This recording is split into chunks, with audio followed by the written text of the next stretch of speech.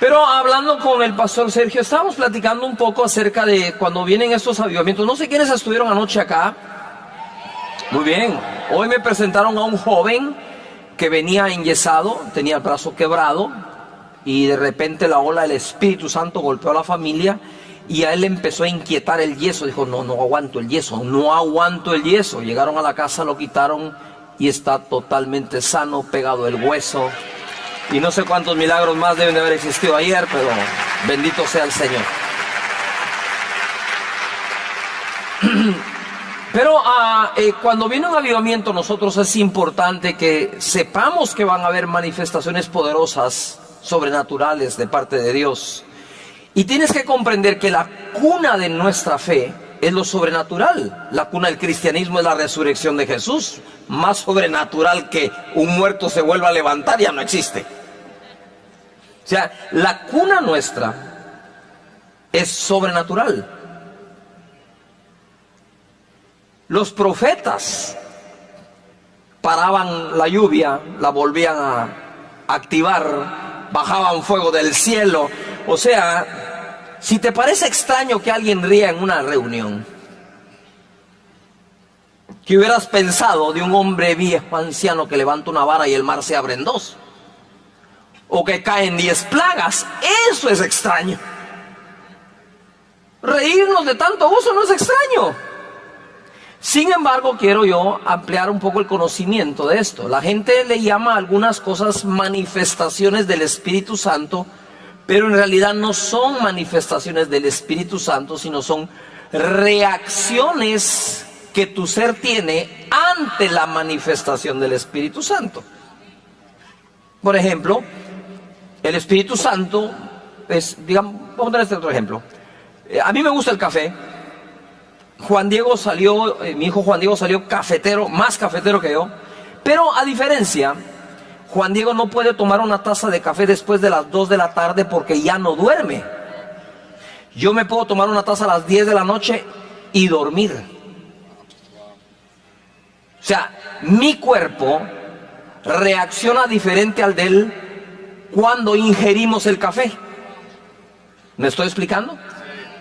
Entonces, si tú te tomas un par de copas de algo, no va a ser la manifestación del licor, sino la reacción de tu cuerpo ante el hecho de ingerir el licor. ¿Me estoy explicando? Entonces te pones tú así. Entonces tenés el bolo alegre o el borracho alegre, el borracho frustrado, el amargado, el enojado, el que se toma 3 copas y está pateando a medio mundo. O sea, las reacciones son diferentes ante lo mismo. ¿Me estoy explicando? Yo fui alérgico a la penicilina. La penicilina se la pones a un enfermo y lo sanas. A mí me la ponían y me mataban. La misma medicina, ¿verdad? Hay de aquellos que son alérgicos a los mariscos. Saber qué pecado cometiste para que Dios no te dé el privilegio de comerte un ceviche peruano. Pero vemos otros que comemos de todo. No sé si me explico. Yo puedo comer de todo, no me da alergia a nada, ¿verdad? Entonces, lo que quiero decir es que cuando el Espíritu Santo viene y te toca, es un ser extraño a tu cuerpo. Tu cuerpo no está habituado a que el Espíritu que resucitó a Jesús de los muertos venga y te llene. Entonces tu cuerpo puede reaccionar desde que te quedas paralizado, que no puedes caminar, que quedas como borracho, que te pones a llorar. ¿Cuántos han llorado porque dicen que Dios los tocó? Yo no encuentro un pasaje bíblico que a mí me respalde que Dios haga llorar.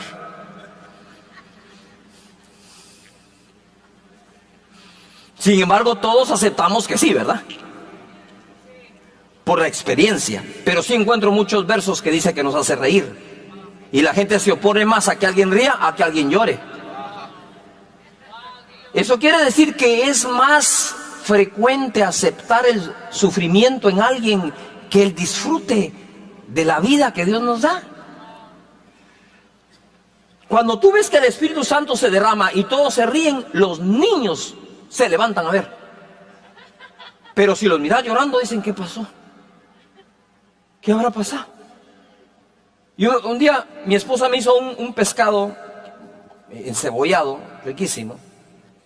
Y yo cuando oré por los alimentos, yo me puse a llorar, no por la cebolla, sino de agradecimiento. Pongan atención, agradecimiento que tengo un pescado para comer. Y Juan Diego estaba muy pequeño y estaba a la par mía, llegó: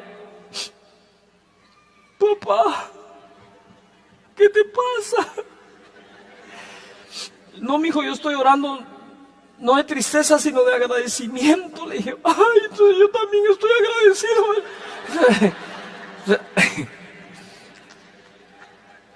Entonces el Espíritu de Dios te toca y lo que hay son reacciones ante ese toque, pero lo que queda es un depósito de poder dentro de ti.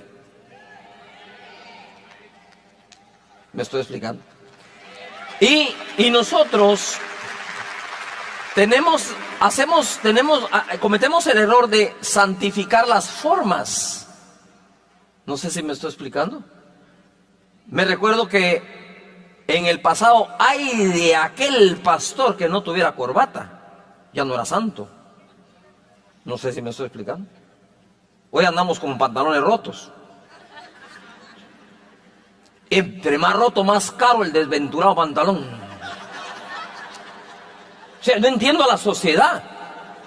Los pobres quieren remendar el pantalón, los ricos los quieren romper. Estamos de cabeza.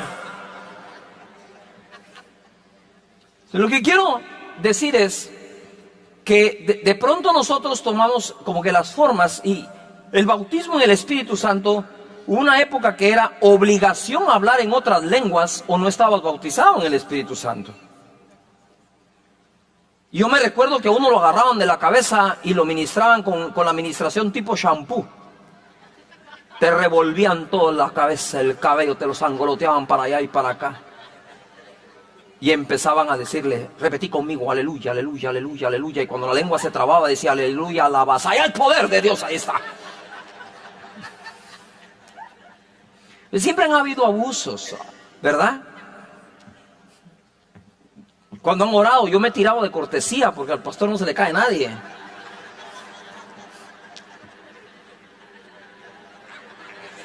Yo sé, cuando yo estoy orando por las personas, yo sé cuando el poder llega y se aguadan y cuando pum, se tiran de cortesía como para decir: o ya deje de orar por mí. Yo me recuerdo que en una vigilia estaba yo, llegó una joven a orar por nosotros, pero es que esa así empujaba duro. Y entonces cuando va a orar por mí, me va a imponer las manos, yo pongo un pie atrás y el otro adelante y me pongo: orá, le dije yo. ¿Va? Orá. ¿Pero por qué te resistís? Me dice. ¿Y por qué me empujás? Le digo yo. Y aquí podemos abrir una discusión teológica rápido. Es que te empujo para que tu fe crezca. No, me empujas para que mi fe tropiece, le digo yo. Deja, si el Espíritu viene, y si no viene, que venga otro día. Total es Él, ¿no? Lo que quiero decir es: no confundas tú y no creas que la manifestación del Espíritu, no le llames manifestación a lo que es una reacción ante la manifestación del Espíritu, porque Él quema como fuego, pero no es fuego. Embriaga como vino, pero Él no es vino. Desciende como paloma, pero Él no es un ave. Él es una persona que habla, que guía, que siente, que se alegra, que se entristece. Él no es algo, Él es alguien. ¿Me estoy explicando? Entonces, quería dar un poquito de esta explicación para que ya cuando estés todo embriagado del Espíritu Santo no digas, sino que esa es tu reacción. Tu cuerpo no aguantó, pues. Y la verdad es que es sabroso. Es la cosa más hermosa, es estar lleno del Espíritu Santo. O sea, después de eso no hay una mejor experiencia de ningún tipo que la supere.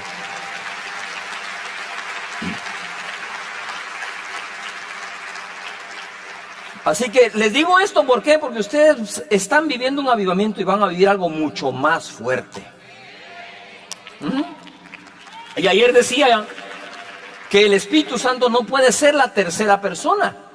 Y les di varios versículos, pero les voy a dar el mejor de todos. Dice la Biblia: cualquier blasfemia que cometas contra el Padre o contra el Hijo te será perdonada.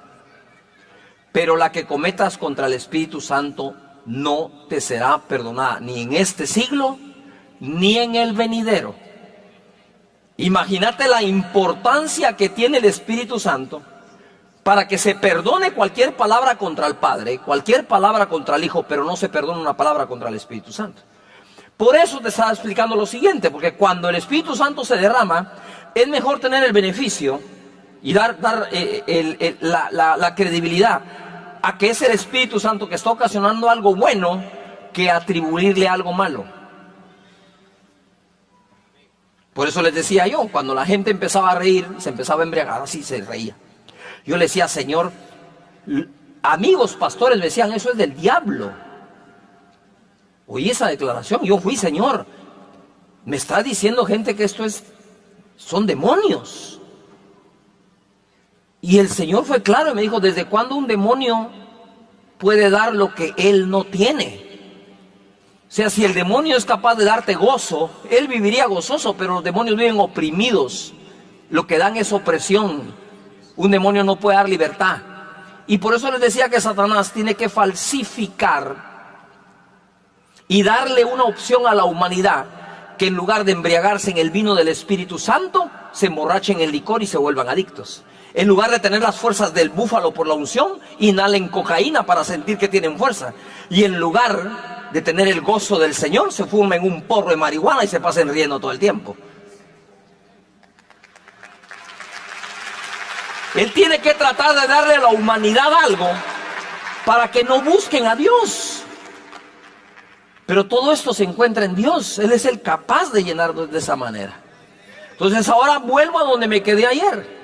Jesús fue guiado por el Espíritu Santo al desierto. Dice, Jesús, lleno del Espíritu Santo, volvió del Jordán y fue llevado por el Espíritu al desierto por 40 días y era tentado por el diablo. No comió nada en aquellos días pasados, los cuales tuvo hambre. Entonces el diablo le dijo, si eres hijo de Dios, di a esta piedra que se convierta en pan. Jesús respondiendo dijo, escrito está, no solo de pan vivirá el hombre, sino de toda palabra de Dios. Y entonces el diablo le llevó a un alto monte y le mostró en un momento todos los reinos de la tierra y le dijo al diablo, a ti te daré toda esta potestad y la gloria de ellos, porque a mí me ha sido entregada y a quien yo quiero la doy, si tú postrado me adorares. Todos estos reinos serán tuyos. Respondiendo Jesús le dijo, vete de mí, Satanás. A ver, todo el mundo diga conmigo, vete de mí, Satanás. Porque escrito, oí eso, escrito,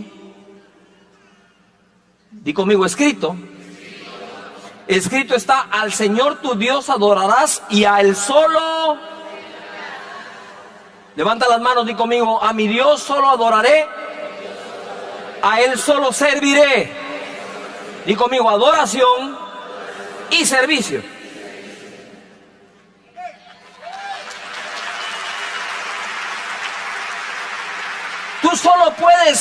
Tú solo puedes adorar lo que consideras que es Dios. Ahora mira cómo fue Jesús. Cuando le dijo, adórame, le dijo el diablo, entonces Jesús le dijo, te vas de aquí ahora. No se lo dijo cuando le dijo, convierte las piedras en pan. Pero cuando le dijo, me adoras, le dijo, momentito, aquí te tengo que dejar algo claro, Satanás. A tu Dios solo adorarás y a Él solo servirás. Eso es lo que quedó escrito. Ahora, ¿ustedes se recuerdan de aquellos tres jóvenes, Sadrach, Mesach y Abednego? Que Nabucodonosor hizo una estatua y les dijo, póstrense y adórenla, y si no lo hacen, los voy a meter al horno de fuego. Esos tres jóvenes le dijeron, no es necesario que te respondamos acerca de este asunto. El Dios al que servimos nos puede librar de este horno. El Dios al que servimos nos puede librar de este horno. La misma seguridad que Jesús tuvo, yo solo adoro a Dios y solo a Él sirvo, así que te vas de aquí.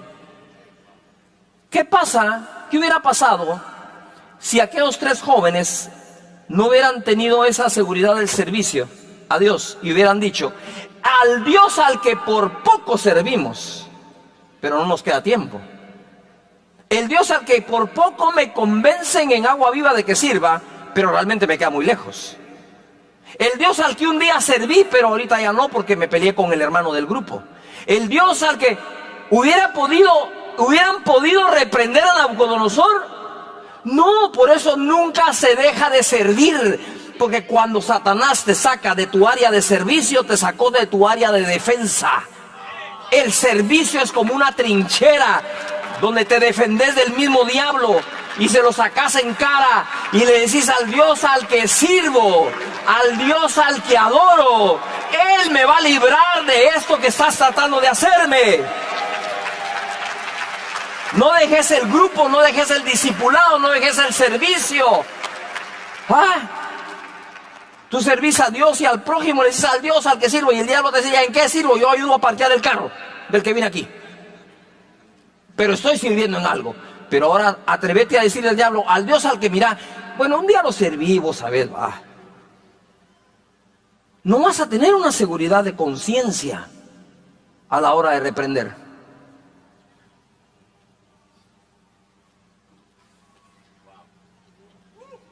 Ese silencio me dice que Dios les habló, ¿verdad? Es que a veces la gente oye más a Dios cuando no aplaude que cuando aplaude. Yuju. Ese yuju es parte de la sana doctrina.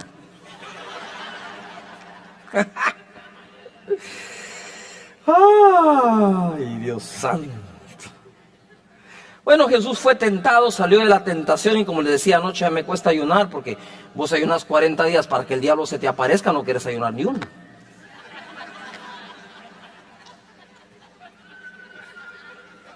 Pues no esperes, después de 40 días de ayuno, no esperes encontrarte al diablo, al arcángel Gabriel, a Miguel, ¿verdad? A un querubín, pero no al diablo. O quizá hay que ayunar para saber cómo contestarle al diablo.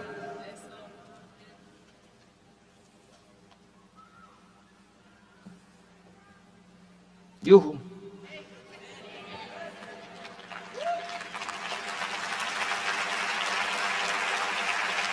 Ahora bien, viene Jesús lleno del Espíritu, guiado por el Espíritu. Sigo ahora, verso 14. Y Jesús volvió en el poder del Espíritu.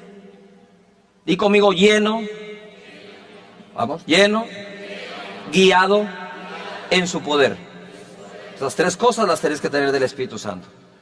Dice: vino a Galilea y se difundió su fama por toda la tierra de alrededor, y enseñaba en las sinagogas de ellos, y era glorificado por todos. Vino a Nazaret, donde se había criado. En el día de reposo entró en la sinagoga conforme a su costumbre. Jesús tenía la costumbre de congregarse todas las semanas. Yo digo, si Jesús tiene esa costumbre, ¿por qué no la vamos a tener nosotros?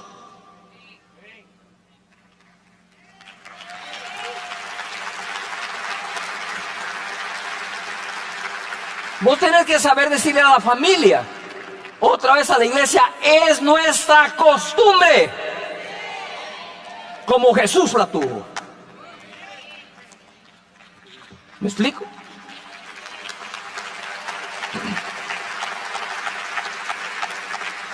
Entonces él llega ahí, como es de costumbre, y se le dio el libro del profeta Isaías, y habiendo abierto el libro, halló el lugar donde estaba escrito: el Espíritu del Señor está sobre mí, por cuanto me ha ungido para dar buenas nuevas a los pobres, me ha enviado a sanar a los quebrantados de corazón, a pregonar libertad a los cautivos, vista a los ciegos, a poner en libertad a los oprimidos, a predicar el año agradable del Señor. Y enrollando el libro, lo dio al ministro y se sentó, y los ojos de todos en la sinagoga estaban fijos en él, y comenzó a decirles: hoy se ha cumplido esta escritura delante de vosotros. Pongan atención a esto, pon atención a esto. Jesús tuvo expresiones de sobrenaturalidad para con las demás personas. Por ejemplo, multiplicó los panes y los peces. Eso fue sobrenatural. Le dio que comer a 5,000 hombres, más mujeres y niños. Caminó sobre el agua, calmó una tempestad, limpió a 10 leprosos solo con decirlo, a otro lo limpió poniendo la mano sobre él. ¿Me estoy explicando? Jesús tuvo esas manifestaciones tan sobrenaturales que resucitó a Lázaro, a la hija de Jairo. Hijo, eso es Jesús expresando el poder de Dios para los demás. Pero Jesús también tuvo sus propias experiencias sobrenaturales. Fue engendrado por el Espíritu Santo, que es más sobrenatural que eso. Creció en el Espíritu y en sabiduría, fue lleno del Espíritu. El cielo se abrió cuando se bautizó. Del cielo se oyó una voz que dijo: es mi Hijo amado, en él tengo complacencia, escúchenle. Vio descender el Espíritu Santo como forma de paloma y llenarlo. Él tuvo experiencias sobrenaturales. Él atravesó en medio de la gente sobrenaturalmente. Se transfiguró en el monte, apareciendo Elías a un lado y Moisés al otro lado, y todo él se convirtió en luz. Eso es sobrenatural en él, es su experiencia sobrenatural. Murió en la cruz del Calvario, derramó su sangre y al tercer día se levantó de entre los muertos. ¿Qué más experiencia sobrenatural puede tener uno que resucitar? Entonces, lo que quiero decir hoy es: necesitamos tener las experiencias sobrenaturales para nuestra vida y desde nuestra vida emitir experiencias sobrenaturales para las demás personas. Amén. Pastor Sergio decía: no podemos cumplir la gran comisión si antes no recibimos la gran promesa, la promesa del Padre. Entonces, ahora ubícate en esto. Jesús está viviendo sus experiencias sobrenaturales. Él regresa en el poder del Espíritu Santo, o sea, ya lo sabe. Y cuando llega a la sinagoga le dan el libro del profeta Isaías. ¿Sí? Y lee. Mira lo que lee: el Espíritu de Dios está sobre mí. Ah, ya lo sé, sí. Lo vi descender. Yuhu, aprende esto. Creo que el Padre fue el que lo llevó a la sinagoga, como diciéndole: hijo, estás viviendo algo tan sobrenatural como mi hijo. ¿Ah? Que necesito llevarte al libro. Por más sobrenatural que sea, tenés que ir al libro. Por más experiencias sobrenaturales que tengamos, hay que ir al libro. Y le dijo: en el libro es donde vas a encontrar para qué te ungí. Porque si no te vas a quedar: wow, qué experiencia, vi al Espíritu Santo descender como forma de paloma sobre mí. ¿Acaso no lo vieron ustedes? ¿No oyeron que el Padre habló del cielo diciendo que yo soy su hijo? Perfecto, hijo, todo eso está bien, pero me vas a leer el libro. Vas a ir al libro, porque el libro es el que te dice que yo te di todo eso para dar buenas a los pobres, para liberar a los cautivos, para dejar libres a los presos, para que tú puedas sanar a los quebrantados de corazón. Para eso es que te di esa experiencia. No hay avivamiento sin el libro.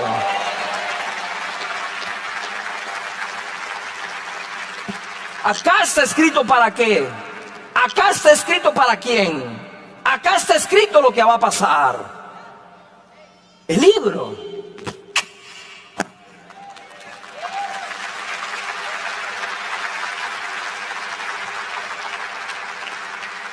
Porque luego entonces, ¿de qué sirve que andes de ungido flotando en el espacio si no sabes ni para qué es? Y entonces estás esperando que un profeta te venga a decir para qué es. O que sintas en la noche un sueño que te diga para qué es. No, señores, está en el libro para qué es.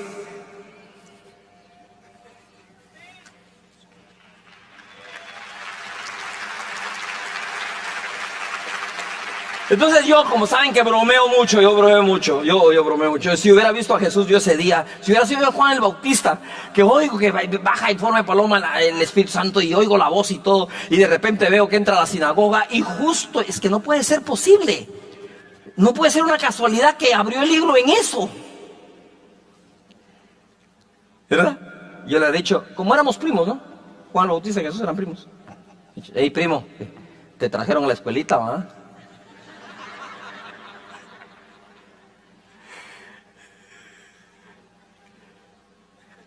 ¿Vos sabés qué es lo que salva un avivamiento? El libro. ¿Sabés qué mantiene en orden un avivamiento? El libro. ¿Sabés qué te mantiene en orden en tu relación con el Espíritu Santo? Este libro.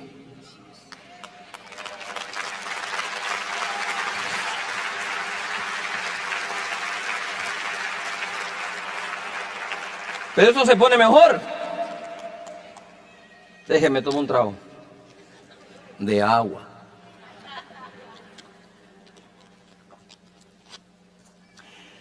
Verso 22, y todos daban buen testimonio de él. O sea, di conmigo, buen testimonio.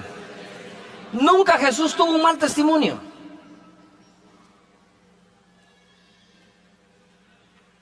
No se podía decir nada malo de él que fuera verdad. Todo lo alrededor de Jesús fueron conjeturas, suposiciones. Por Belcebú echa fuera a los demonios.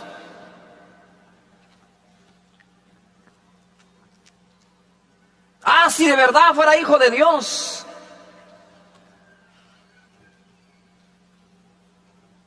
Nosotros no somos hijos de fornicación, decían a Jesús. Pero aquí estaban dando buen testimonio de él. Y estaban maravillados, vean, buen testimonio, maravillados de las palabras de gracia que salían de su boca y decían, no es este el hijo de José. O sea, están viendo la muestra, las maravillas, los prodigios, las señales, la palabra de gracia. Y dicen, y buen testimonio, pero este es hijo de José.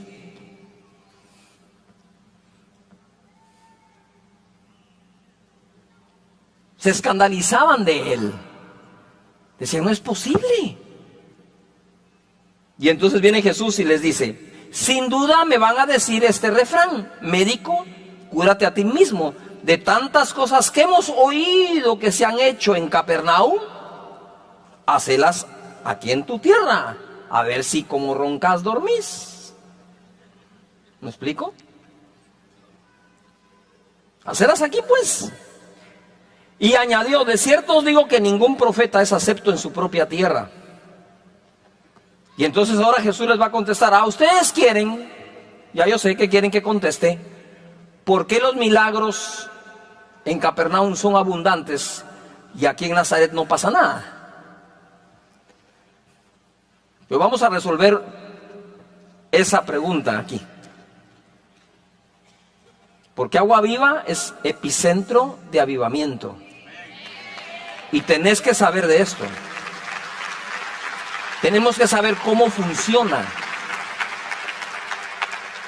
Y le dijo, miren, dijo, fíjense que el 25, y en verdad os digo que muchas viudas había en Israel. Todo el mundo diga fuerte, Israel. Ahora diga conmigo, muchas viudas. Dice, ahora sigo yo, en los días de Elías, cuando el cielo fue cerrado por 3 años y 6 meses y hubo una gran hambre en toda la tierra. 26, pero a ninguna de ellas fue enviado Elías, sino a una mujer viuda en Sarepta de Sidón. Para empezar, él leyó en el libro que había que darle buenas nuevas a los pobres. Y la viuda había quedado en una crisis después de años de sequía. Y fue el profeta Elías el que llevó las buenas noticias de decirle, la harina no va a escasear, el aceite va a abundar. Lo único que tenés que hacer es, haceme una torta. Y uno dice, ¿Ve qué profeta este? Pero es que había que hacerle la torta al profeta porque él era el único que podía hacer que volviera a llover. No sé, primero se morían todos menos Elías, porque si Elías se moría, estaríamos en sequía hasta el día de hoy. ¿Me estoy explicando? Y la viuda lo hizo, y comió ella, su familia, sus criados, toda su casa, por mucho tiempo. Pero sigue diciendo él en el 27, y muchos leprosos había en Israel en tiempo del profeta Eliseo, pero ninguno de ellos fue limpiado, sino Naamán el sirio. Yuhu. Entonces, al oír estas palabras, todos en la sinagoga se llenaron de ira. Mis hermanos, nosotros no somos los del mensaje de odio. Son otros los que tienen un mensaje de odio para con nosotros. Es un espíritu de anticristo. Y se llenaron de ira contra Jesús, dice la Escritura. Y levantándose le echaron fuera de la ciudad y le llevaron hasta la cumbre del monte sobre la cual estaba edificada la ciudad de ellos para despeñarle, mas él pasó por medio de ellos y se fue. Date cuenta. Ah, son maravillosas sus palabras. Qué buen testimonio el que tiene. Pero a ver, decinos, ¿por qué aquí no pasa nada en Capernaum? Sí. Y le dice, bueno, pues, si quieren que les conteste la pregunta, se las voy a contestar. Habían muchas viudas en Israel. Di fuerte Israel. Sin embargo, en el tiempo del profeta Elías, él fue enviado a una sola viuda en Sarepta, no en Israel. Y en el tiempo de Eliseo, habían muchos leprosos en Israel. Sin embargo, el que fue sano fue Naamán, el general sirio. Y entonces se enojaron. ¿Por qué se enojaron? Porque agarraron la respuesta tal cual era. Si no puedo hacer muchos milagros aquí en Nazaret, les está diciendo Jesús, es porque ustedes no tienen ni la fe de un sirio, ni la fe de una viuda de Sarepta, siendo ustedes Israel. Lo que quiero decir es que dejemos de andar presumiendo que somos el pueblo de Dios, si no le vamos a creer al Dios de este pueblo.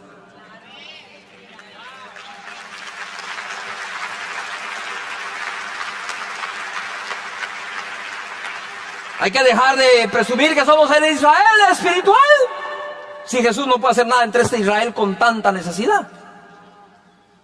Jesús no vino sino por pecadores creyentes. Ponga atención. Él no vino por santos no creyentes. Él vino por pecadores creyentes. Tanto es el colmo que Jesús le dijo a una mujer sirofenicia: grande es tu fe, mujer, que se haga contigo y con tu hija como tú quieras. Y le dijo a un centurión romano: ni en Israel he hallado tanta fe. No puede ser, me niego y resisto, que el Señor vaya a encontrar más fe en alguien allá afuera en la calle que la que va a encontrar aquí abajo de este techo, en este templo, en esta iglesia. Levanta las manos y di conmigo: Señor, yo te voy a creer más. Amén.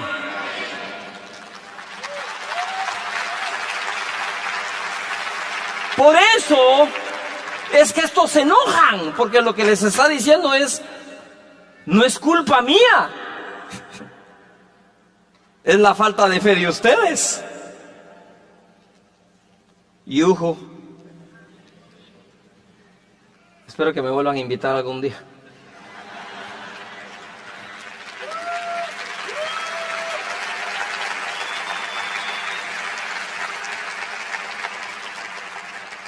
Marcos capítulo 6, verso 1.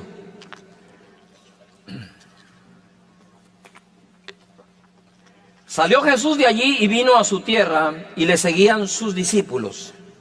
Y llegado el día de reposo, comenzó a enseñar en la sinagoga, y muchos oyéndole se admiraban y decían: ¿de dónde tiene estas cosas? ¿Y qué sabiduría es esta que le es dada? Y estos milagros que por sus manos son hechos. ¿No es este el carpintero? Hijo de María, hermano de Jacobo, de José, de Judas y de Simón. Es que se sabían el inventario, ¿no? ¿No están también aquí con nosotros sus hermanas? Y se escandalizaban de él.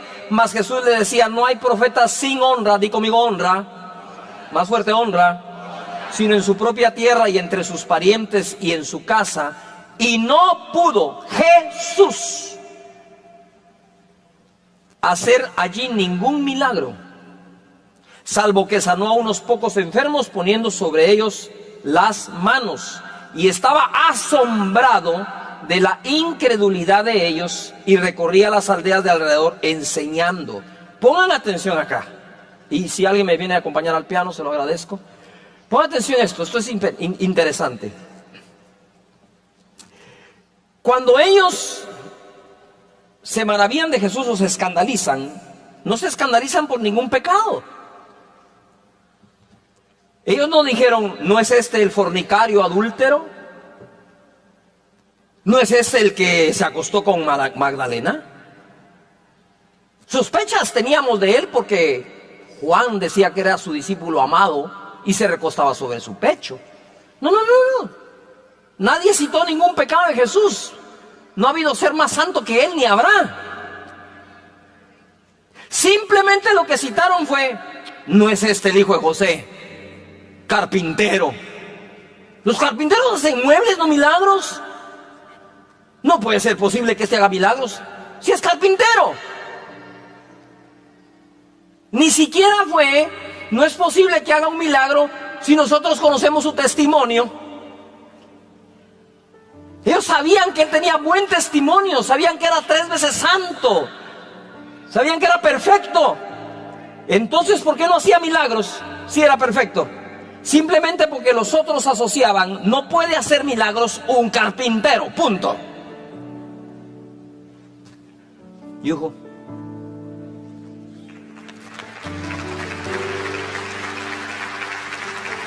Y la verdad es esta: donde a Jesús lo miraban como carpintero, Jesús podía hacer muebles. Y buenos muebles. Pero no milagros. Pero donde a Jesús lo miraban como el Hijo de Dios, limpiaba leprosos, sanaba enfermos, multiplicaba el alimento, resucitaba muertos.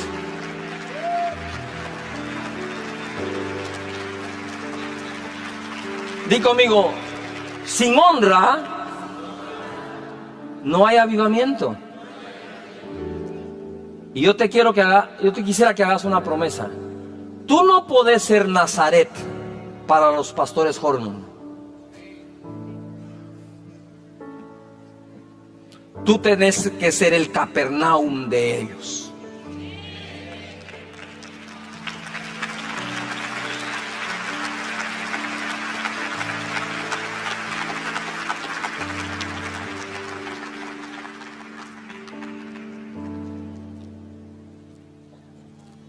Yo aprendí esto de una manera interesante, enfermándome.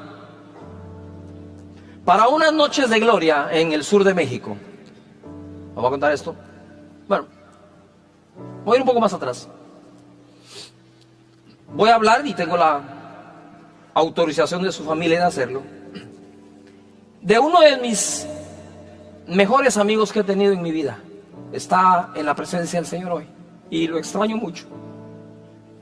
Su nombre es Federico.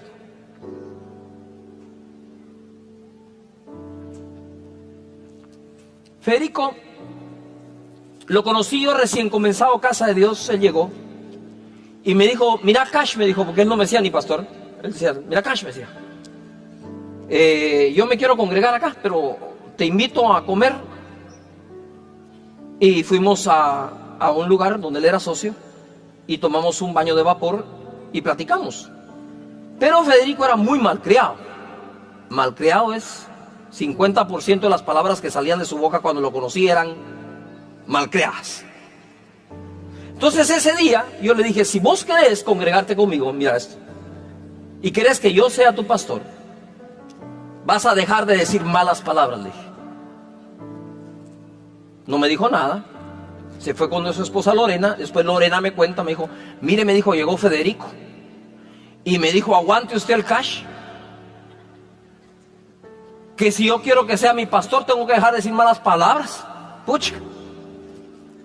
Bueno, yo estaba parado en que ese hombre no iba a decir una mala palabra en su vida, y murió y no se las pude quitar. Todos los pastores tenemos algunas ovejas un poquito malcriadas.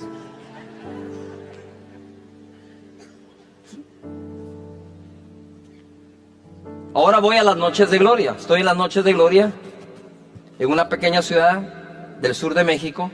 Estoy en mi habitación y me agarro una migraña y me quedo casi ciego. No puedo ver nada.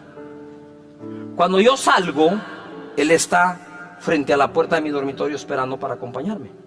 Cosa que yo no le pedí. Cosa que él hacía por su vocación al servicio.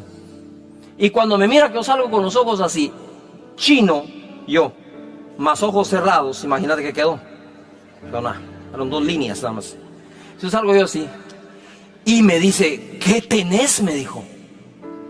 Mira, le dije, tengo una migraña que no puedo ni ver, le dijo, pero tengo que, imagínate, voy a ir a ministrar sanidad y mira cómo estaba yo. Entonces dije yo, bueno, entonces empiezo a caminar cuando yo oigo que él dice, ¡Satanás! Yo me empecé a imaginar, ¿va?, lo que él iba a decirle al diablo. ¡Satanás, hijo de la hijo! Y dije yo, ya desarmó al diablo. Y por adentro de mí dije, al diablo que le hable así, total es el diablo. Vos no puedes ser educado con el diablo. Mire, don Sata, ese color rojo le queda precioso. Esa cola que ondea, envidia da. Ya quisieran los avatar tener esa cola. No. Pero yo, no te imaginas, yo estoy caminando y oigo a este amigo Federico, que yo lo conozco, sé cómo habla, sé cómo estoy, dice, ¡Satanás!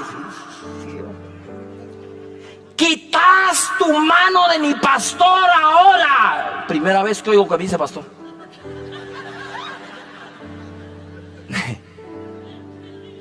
Y yo por dentro dije, ¿y este malcriadote? Peor voy a quedar, ahora voy a quedar sordo también. O sea, ¿cómo lo va a oír Dios? ¿Me explico? Y recibí la lección de fe más grande de mi vida. Caminé 3 pasos y a los 3 pasos yo ya miraba y no tenía migraña.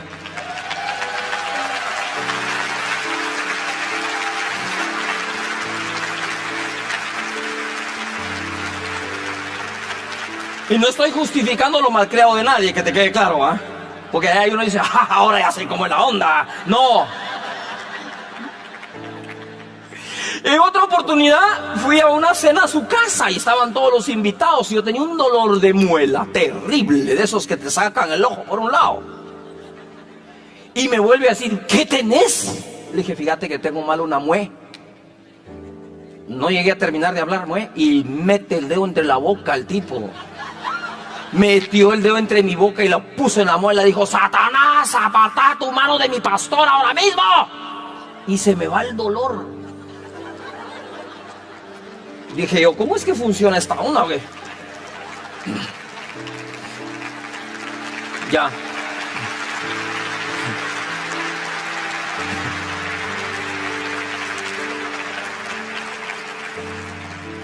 Pero te voy a leer esta escritura en 2 Corintios 5:16. Dice, de manera que nosotros de aquí en adelante a nadie conocemos según la carne. Y aun si a Cristo conocimos según la carne, ya no lo conocemos así. Yo le dije, Señor, ¿qué pasó aquí? Y me dijo, el milagro ocurrió porque lograste separar la carne que Él tiene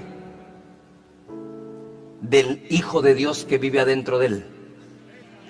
El que hace el milagro es el Hijo de Dios que está dentro de esa carne, no la carne en donde está el Hijo de Dios adentro. ¿Me expliqué? Te lo explico otra vez. El milagro lo hace el Hijo de Dios que tenés adentro de tu carne, no la carne dentro de la cual está el Hijo de Dios, porque tu cuerpo, la carne, es el templo del Espíritu Santo.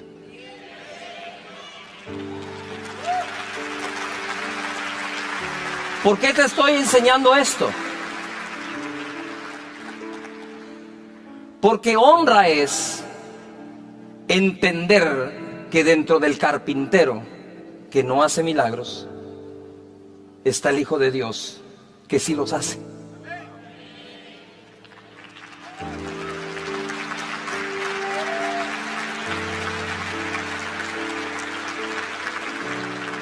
Así que no creas que porque tú tienes un puesto de venta de dulces y caramelos en la esquina de una calle de Perú, si naciste de nuevo, el Hijo de Dios vive adentro de ti. Ora por todo el que esté ahí cerca, porque el que va a hacer el milagro es el que llevas adentro, no tú.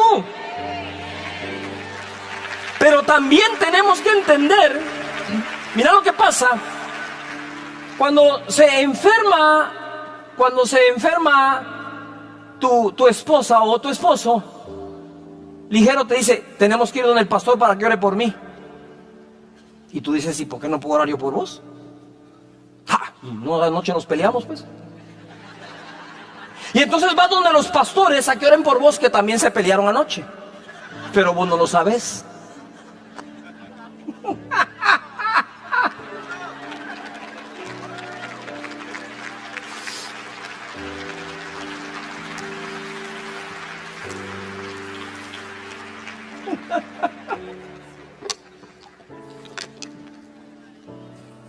Pero cuando tú le digas: mira, sin importar la discusión, yo sé que dentro de ti está el Hijo de Dios. Ora porque quiero ser sano.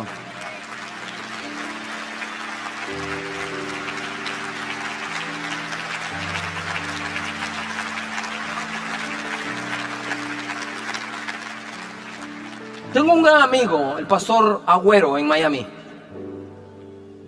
Lo fui a visitar en la gira del libro de No es por vista, a su radio y su canal de televisión, estábamos ahí.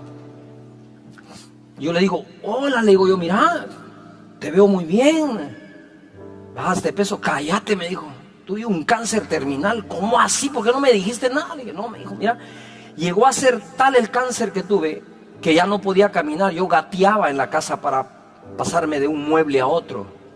Él gateaba. ¿Y sabes cómo ocurrió el milagro, Cash? Me dijo: ¿cómo? Le dije a mi esposa: mira, mi amor, le dijo, ¿tú estás de acuerdo de que soy sano? Sí. Entonces soy sano porque la palabra dice, el libro, que si dos se ponen de acuerdo en la tierra, Dios lo hará en el cielo.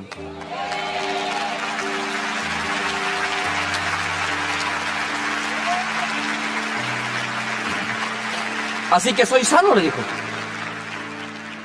Al día siguiente me levanté con hambre, me dijo, y empecé a comer y quedé sano. Yo he contado esta historia. Una vez yo estaba en el dormitorio cuando yo sentí que literalmente un equipo de demonios entró a mi habitación y saltó sobre mí para oprimirme y matarme. Era terrible. Yo podía ver una nube espesa, negra, meterse al cuarto a quererme matar. Y Sonia estaba dormida. Y entonces yo estaba luchando. Entonces tomé a Sonia y la senté dormida. Ahí estoy de testigo. La senté dormida. Le agarré el brazo y me puse la mano de ella encima. Y ella así. Y yo le digo: Sonia, reprende al diablo. ¡Orá! Satanás, reprenda en nombre de Jesús. Amén, le dije, ya estuvo. Y ¡fu! Se fue la nube.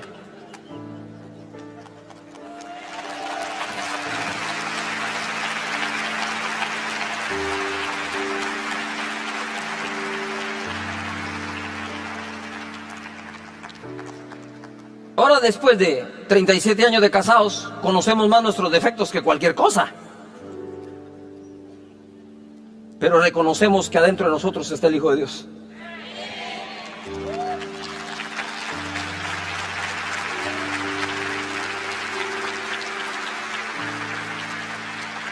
Así que cuando vos de joven estés enfermo y decís, ay, mi mamá no me va a orar, esa vieja tan enojada que es.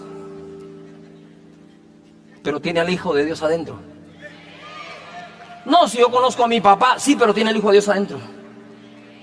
Ah, yo conozco cómo es mi hijo, sí, pero tiene al Hijo de Dios adentro. Y si tiene al Hijo de Dios adentro, puede obrar milagros.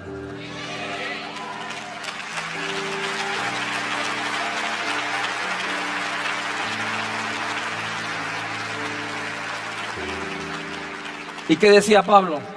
De aquí en adelante, dice, a nadie conocemos según la carne. Así que, consejo, vivamos en la mayor santidad posible, pero entendiendo que no sos tú el que opera ningún milagro. Es el Hijo de Dios que llevas dentro. Y el que está a la par tuya hoy puede ser usado por Dios para sanarte y bendecirte. Incluso puede poner las manos sobre ti y tú ser bautizado en el Espíritu Santo. Si eres capaz de visualizar que el Hijo de Dios está dentro.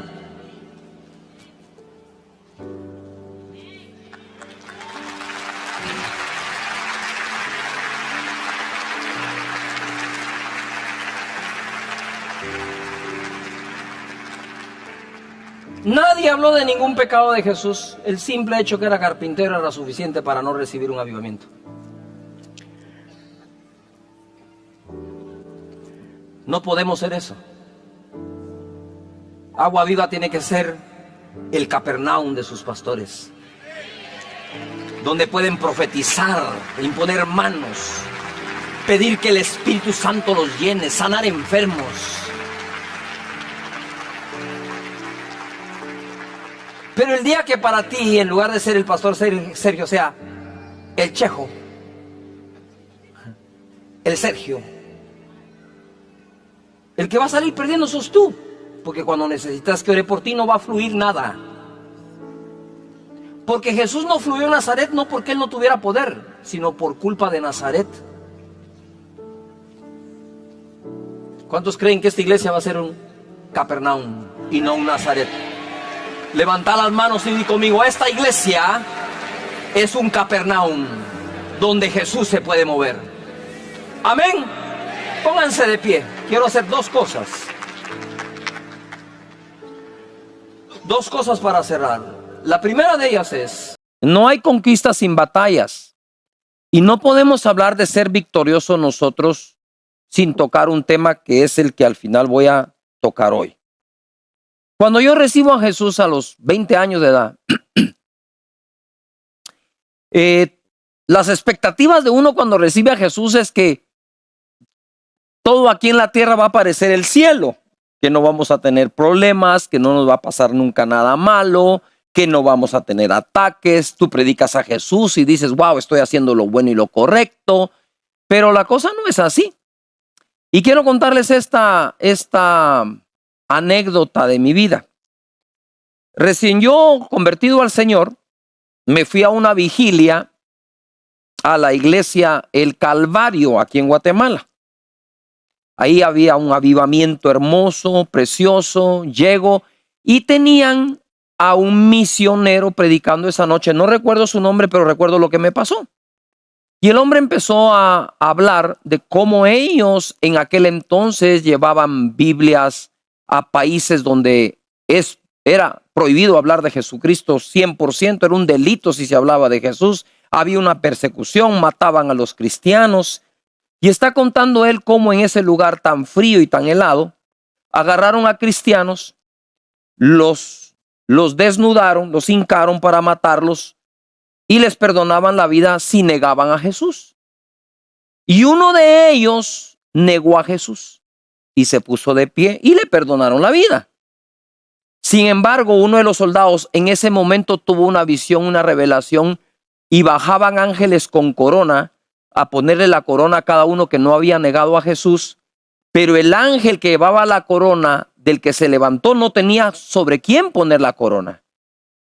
Él cuenta la historia que este hombre, soldado, se quitó la ropa, se desnudó y se tiró a confesar a Jesús y logró obtener la corona que ya no tenía dueño por haber negado al Señor.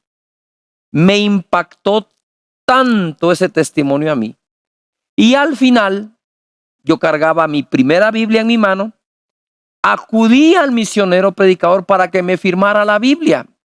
Y yo dije, wow, ahorita me va a firmar una gran promesa del Señor, me va a bendecir, me va a tirar uno de esos versos que todo el mundo anda buscando que se los den. Pero él me escribe en mi Biblia, 2 de Timoteo 3:12, que dice así: y también todos los que quieren vivir piadosamente en Cristo Jesús padecerán persecución. Yo dije, ¿por qué me pusieron ese verso? Y hoy, después de años de predicar y de ser perseguido, entendí por qué me lo pusieron.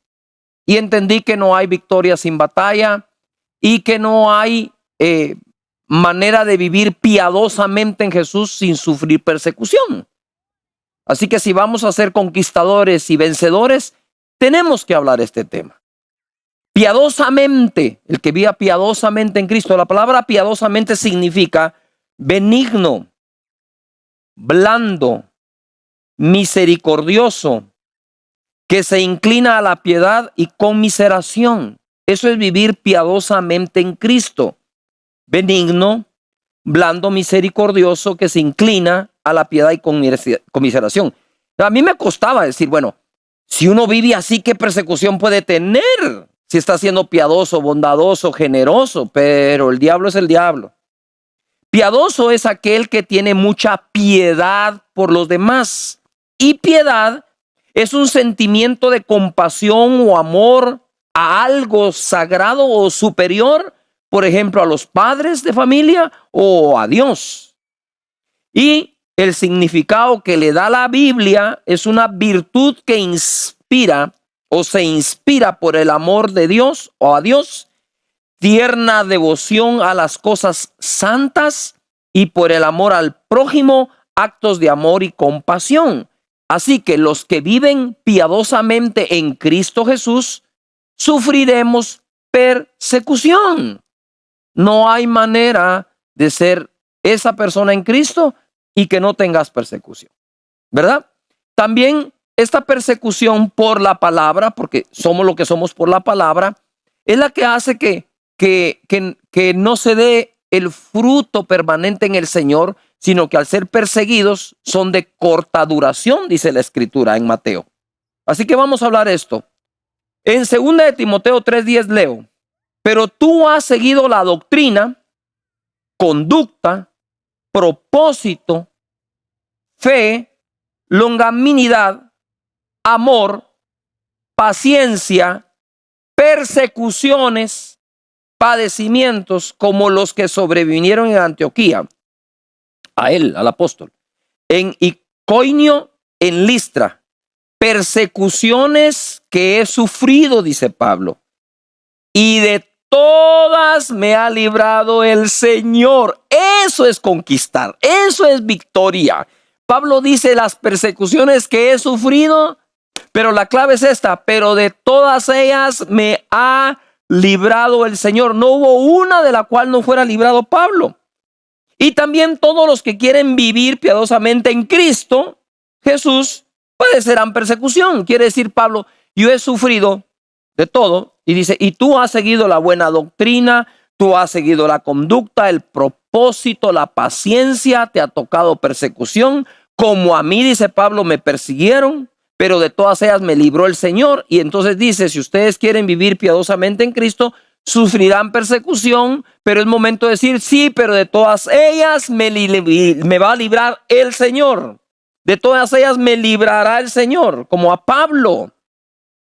Mas los malos hombres y los engañadores irán de mal en peor, engañando y siendo engañados. Ponga atención, esos que persiguen a la iglesia o te persiguen a ti por ser una persona piadosa en Cristo Jesús, A ellos es a los que les va a ir de mal en peor, pero no a ti. ¿Qué tal si le das un aplauso fuerte a Dios por las victorias que Él te da ante cualquier tipo de persecución? Gloria a Jesús. Jesús recuperó el dominio, la autoridad y victoria para nosotros. En Mateo 28 puedo leer, y Jesús se acercó y les habló diciendo: toda potestad me es dada en el cielo y en la tierra. Por tanto, id y haced discípulos a todas las naciones, bautizándolos en el nombre del Padre y del Hijo y del Espíritu Santo, enseñándoles que guarden todas las cosas que os he mandado. Y aquí yo estoy con vosotros todos los días hasta el fin del mundo. Amén. Si el Señor está con nosotros todos los días, quien se mete contigo, se mete con tu Señor. Y en eso tenemos que tener confianza. Él dijo: toda potestad me fue dada en el cielo y en la tierra. Pon atención. Por lo tanto, vayan y prediquen. Sí, pero ir y predicar puede causar ¿qué? Persecución. Pero confíen, yo vencí al mundo y yo estoy con ustedes todos los días hasta el fin de ese mundo. Esa confianza. Nosotros tenemos momentos de fe cuando dices: yo tengo fe para abrir un negocio, tengo fe para emprender algo, tengo fe para el ministerio, tengo fe para ir a predicar. Eso es fe. Otra cosa es el estado permanente de confianza en Dios. Estés haciendo un proyecto o no, confías en Dios. Te tiraste por fe a algo y no surgió. Decís: es que empecé una empresa, pero quebró. Ok, pero ¿en qué estado estás ahora? En el de total confianza, que Dios no desampara a sus hijos, ¿verdad? Que no he visto justo desamparado, ni su simiente que mendiga el pan. Que Jesús pagó en la cruz del Calvario por todo lo que yo le debía, por todos mis pecados. Entonces también es capaz de ayudarme a pagar todas las deudas que pueda tener en la vida. Es decir, esa total confianza en Dios, ese estado en el que entramos de confianza, es lo que nos lleva de un momento de fe al siguiente momento de fe. Para volver a empezar algo por fe, tienes que estar en un estado de confianza. No sé qué perdiste durante la pandemia, no sé qué te hace falta hoy, pero si permaneces en ese estado continuo de confianza en Dios, el momento en que te vas a catapultar nuevamente por la fe, ese destello que de pronto viene a tu vida y lo haces, va a llegar. Pero si decaes en tu momento de confianza, no tienes sustento para migrar a un nuevo momento de fe. No pierdas la confianza jamás. Emprende, Dios está contigo. Dios te abre las puertas. Inicia de nuevo, vuelve a comenzar. Hazlo para la gloria y la honra del Señor. Dios tiene planes más grandes que los planes que hiciste basado en tu profesión, en tu estudio, en tu título académico, en la herencia que te dejaron, en los socios que tuviste. Dios tiene planes muy por encima de los que hiciste basado en cosas que los hombres te han dado y reconocimientos que el mundo te ha otorgado. Él tiene algo más grande todavía que eso. Dios es tu Padre y es tu socio en todo lo que emprendas. Romanos 8:35. Así es como se debe hablar. ¿Quién nos separará del amor de Cristo? ¿Tribulación o angustia? ¿O persecución? ¿O hambre? Que puede venir por falta de trabajo. ¿O desnudez? ¿O peligro? ¿O espada? ¿Quién nos va a separar del amor de Cristo? Por causa de ti, está escrito, somos muertos todo el tiempo.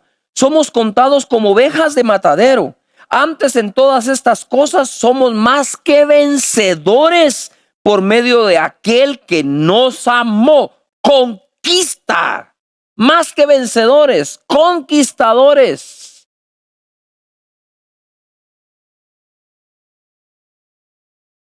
Cuando leo el Padre Nuestro y dice, el pan nuestro de cada día, dánoslo hoy, me llamó poderosamente algo. Dice, Padre nuestro que estás en los cielos. ¿De quién es el Padre? Nuestro. Tú eres hijo de Él, pero Él es Padre tuyo. Tú le perteneces a Él, pero Él te pertenece a ti. Y luego cuando llega al pan o a la provisión dice, el pan nuestro. ¿De quién es el pan? También es nuestro. ¿Pero quién lo tiene? El Padre. Dios tiene muchas cosas en sus manos que son tuyas, pero debes pedirlas. El pan es nuestro, lo tiene Él, y le digo, el pan que es mío, dámelo hoy. Él tiene muchas cosas en esa herencia preciosa que nos dejó para ti. Y entonces somos más que vencedores por medio de aquel que nos amó, por lo cual estoy seguro, plenamente convencido de que ni la muerte, ni la vida, ni ángeles, ni principados, ni potestades, ni lo presente, ni lo porvenir. No le temas al futuro, ni lo alto, ni lo profundo, ni ninguna otra cosa creada nos podrá separar del amor de Dios que es en Cristo Jesús, Señor nuestro. No hay nada de eso, ni algo creado aún. Y eso me lleva a Isaías. No hay arma forjada contra ti que prospere. Tú condenarás toda lengua que se levante en contra de ti en juicio. Esa es la herencia de los siervos de Jehová. La victoria es tuya. ¿Cuántas veces nosotros en medio de la batalla podemos dudar? A mí me pasa, si yo soy de carne y hueso, ¿verdad? Me pasa. No, yo no soy un hombre infalible en la fe. ¿Qué esperanza? Tengo mis batallas de fe, mis momentos de dudas, mis noches oscuras. O sea, no, tal vez por el amor a las personas, ahí le seguimos haciendo ganas, ¿verdad? Por el amor a Dios que nos llamó, tenemos que poner buena cara. Muchos días que ustedes nos ven buena cara, estamos pasando muy malos momentos. Muy malos a veces. ¿Verdad? Hoy para predicarles he tenido que sacar fuerza solo de Dios. ¿Verdad? Antes de poder grabar esta prédica con amor para ustedes, estaba ahí llorando, abrazando a mi esposa, llorando, platicando lo buena mujer que fue mi suegra, lo mucho que la vamos a extrañar. Y eso me lleva a darte un consejo: no vivas la vida para que un día te recuerden. Debes vivir la vida para que un día te extrañen. Sí tenemos los momentos en que uno duda. Yo le decía, Señor, tú has venido a sanar nuestras enfermedades y también a darnos vida eterna. ¿Podrías tú entonces quitarnos toda la enfermedad y que muramos durmiendo? Cerramos los ojos y ya nos dormimos, ya, y que quede. ¿Verdad? Entra esa confusión, no, ninguna enfermedad nos debería llevar de acá. Y empieza uno en ese pleito interno, tal vez no con Dios, pero sí con la mezcla de lo que uno cree. Pero al final Dios es soberano y no nos va a separar ni la vida ni la muerte del amor de Dios que es en Cristo Jesús. Antes bien, en todas esas cosas somos más que vencedores en aquel que nos amó. No es fácil. No es fácil. Pasa. Hicimos el informe, el comunicado de la muerte. Obviamente no pudimos llegar presencialmente por ustedes, por lo que le explico, ¿verdad? Y en cuanto a lo que nos toca el viernes, entonces ahí vamos a lograr. Entonces los comentarios son, ¿cómo puede hacer eso? Y encima de eso, ¿verdad? Encima de eso, ese tipo de personas que hacen ese tipo de comentarios tan feos, sin sentido, sin propiedad, sin fundamento.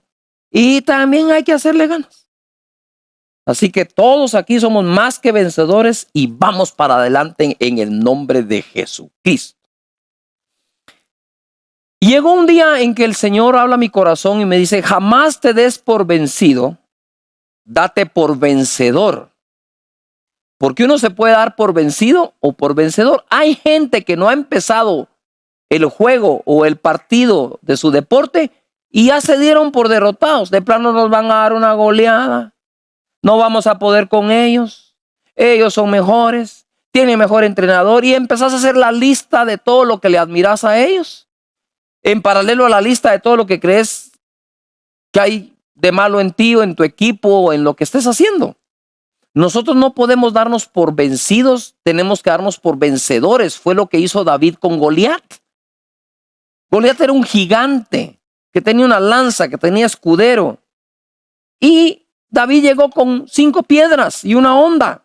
Y en ese momento Goliat le dice, ¿vienes a mí como que yo fuera un perro? Y David creo que en su mente pensó, ahora lo tengo. Ahora él se ve como un perro, ya no se ve como un gigante. Eso es lo que hay que hacer con nuestros enemigos, ¿verdad? En 1 Juan 5:4 leo, porque todo lo que es nacido de Dios, si tú eres nacido de Dios, vence al mundo. Y esta es la victoria que ha vencido al mundo. Nuestra fe, nuestra confianza en Dios. ¿Quién es el que vence al mundo sino el que cree que Jesús es el Hijo de Dios? ¿Cuántos de ustedes creen que Jesús es el Hijo de Dios? ¿Cuántos de ustedes han nacido de nuevo? Pues de ustedes es la victoria. La victoria. Lo que quiero decir es que te tienes que dar por vencedor y no por vencido. Y apunta esta frase: tu pelea ya fue arreglada en los cielos. Voy a exagerar la batalla de David y Goliat. Si Goliat lo tenían acá al frente, ¿no? Y él saca la honda para tirar la piedra. Pero si David la hubiera tirado para allá, esa piedra da la vuelta, igual le pega en la cabeza a Goliat, porque eso ya lo había arreglado Dios. Esa batalla la había arreglado Dios. Cuando esa piedra se tire, los ángeles la agarran y la llevan y la ponen en la cabeza de Goliat. Ya tu pelea fue arreglada en el cielo. Eres más que vencedor. Date por vencedor, no te des por vencido. Josué capítulo 6, verso 1. Ahora Jericó estaba cerrada, bien cerrada, por causa de los hijos de Israel. Nadie entraba ni salía. Mas Jehová dijo a Josué, mira, yo he entregado en tus manos Jericó y a su rey con sus varones de guerra. Él lo entregó. ¿Tú sabes por qué a Gedeón le cambiaron un ejército de miles a 300 tan solo?